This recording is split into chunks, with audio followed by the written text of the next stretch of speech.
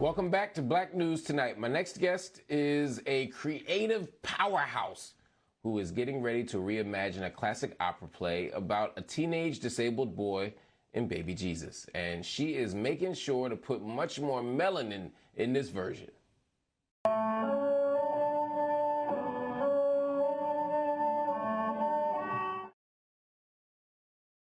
Sumayya Ali was a violinist child prodigy at age 9.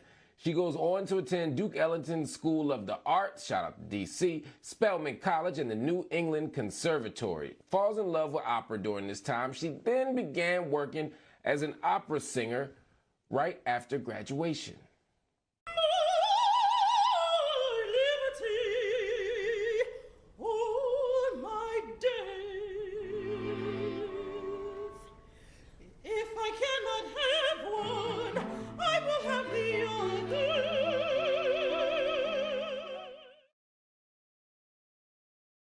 She also has worked on Broadway for the last decade in famous musicals such as Porgy and Bess.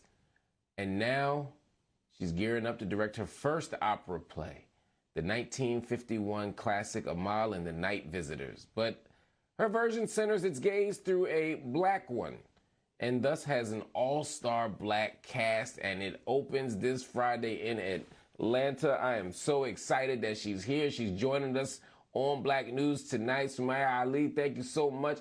Talk to me about Amahl and the Night Visitors. What makes this take different? Oh, well, I have to tell you, first of all, my inspiration behind doing this is Asante Hodges. He's an intelligent, beautiful, bright, young 11-year-old boy. And I don't think we celebrate Black boys enough. You know, we have Black girls rock, we have a lot of things, but he is everything that's beautiful about the world. He's brilliant, he's smart, he's kind, he plays soccer, and he had this voice, and I was just like, this is my Amahl, you know. And as I was doing this, I have a low budget, so I was going to make my own flyer. I could not find any pictures of wise Black men.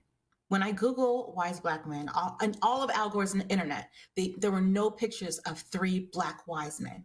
The only thing that came up was 3 monkeys. Wow. Hear no evil, see no evil, speak no evil. And that's why I need to do this. You know, people do not listen to politicians anymore. They think they're all liars. People don't listen to the news. They're like, oh, it's fake news. But the one place where you can touch someone in their heart and access their subconscious is through music, frequencies, and theater. When someone's telling a story, for some reason, you open your heart and you take it for what it is, you know, and we don't realize that. And this is the way we can decolonize our culture. This is the way we can decolonize our spirituality, because every time you see anything biblical on TV, you see no one that looks like you, and you don't even question it. I mean, and on top of it, they have the nerve to have British accents. None of these people look like us. You're right. I mean, you might have a light-skinned friend. I was going to say, you might have a light-skinned friend that looks like Michael Jackson, but you're not going to, you know, see yourself. That's about as good as it's going to get. But see, that's why we need Black folk directing more and more. What inspired you to get into directing? Well, you know, I was on Broadway for a long time, and I feel like I couldn't wear my little spiritual girdle anytime. Like, I'd cringe. Like, every time I walk into an audition room, someone there was like, hey, girlfriend, hey, girl. I was like, I'm not your girlfriend. I'm a grown woman. Oh. I can't do this. And then even in the process, at the end of the day, you're a paintbrush in someone else's painting. You may be getting paid well, but you're not telling your own narrative. And it's imperative. It's imperative for our subconscious to see these images of saints, of Black men as saints and wise and brilliant and regal. And they say a picture's worth 1,000 words, but what is it if you just see and accept? Oh, these are the kings. Oh, these are the wise people. You know, we need like 360 degrees of who we are. You know, we're not a monolith. And the only way we can tell these stories is, you know, to have access to all things. Yeah. Yeah. And then on top of it, the main character.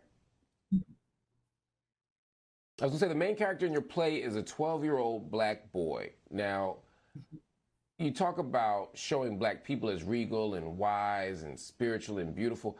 You know, this idea of black boyhood is also something that I think we don't demonstrate enough of. You know, whenever I see these tragedies of black boys being killed by police or black boys being kicked out of school, it seems like many times the people in power don't fully appreciate that black boys are entitled to childhood and to imagination and to youth and to innocence and to wonder and to play and to, you know, imagination and all of these extraordinary things. How important is it for you to show and even celebrate black boyhood? I mean, let's make it a movement. I love it. Celebrate Black boyhood on so many levels, you know. And this is a boy soprano. Like his voice hasn't changed yet. Like he's my voice student, so like he sounded like Michael Jackson. I was like, oh my God, I have, you know. There's so much in there. There's a purity. There's an innocence.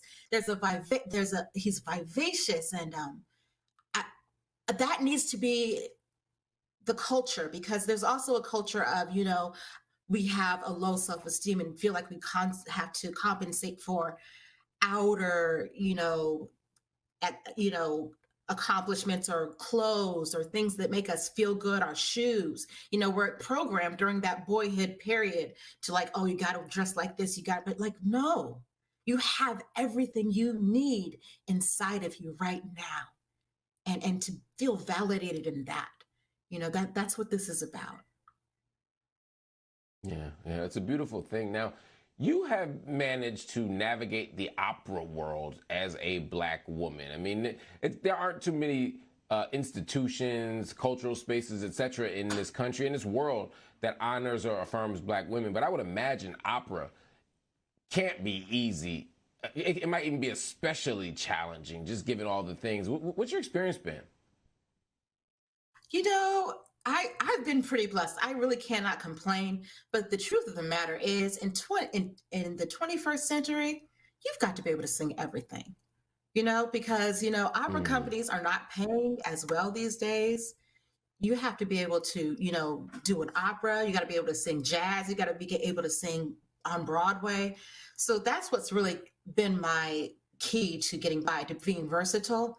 But opera is always like where my heart is. And I've had the joy of collaborating with a black woman and composer in particular, the one that did the Harriet Tubman opera, which was Nkiru Okoye. And so I end up singing a lot of her things because she likes versatile voices that can do both as well. You got to get you somebody that can do both. That is actual and factual. Now, talk to me about your company of Falak Productions. What y'all got going on and what's next? Yes, I love the word falak because I love ancient words. You know, falak is an Arabic word that means like break, but just not a breakthrough. Like it's like when the night is at its darkest point, when the light pierces through. This is like the break of dawn. And that's what I want to do. That's what this company is about. We want to break through the veils that, you know, cloud who we really are and separate us, you know, and it's just been such a blessing in everything. So in the terms of frequencies, we use frequencies in our work. I mean, even in this one, even though I didn't write this one, I have written some things that will be performed as well. But we do this at a frequency of 432 to activate the pineal gland. Everything is very much on purpose. So when you open your heart and receive a message, it purpose. I mean, I don't know why no one talks about this. Like we all know we're all made of atoms, and we are 5% matter. The protons and neutrons make 5% of it, and then the other 95% of us is energy. It's electrons. Electrons circling around us, just as we circle around the sun on the earth. And if we don't learn how to align those, we're in trouble. We all of us are carrying around crap. All of us are carrying around, you know, somebody told us we were ugly when we were 5, or somebody's not acting right. But we can use these frequencies and these messages to align us. And so this is really the point of Falak Productions. It's to heal and to transform through music and theater. And it really is. It's the last ground. It's the last frontier. Like I said, no one's listening to anyone else. For some reason, when there's a story, we are the people, the storytellers are the people that shape the culture. So it's important to have like storytelling is important. It can make you love a gangster that's killing people, be a godfather, and he's like a murderer. You have that's the power of storytelling. So if we don't commit to telling the stories of who we are as ancient people and as modern people and as futuristic people, we're left out of that stuff too. Futuristic people. I like that. I like that you add in that piece of.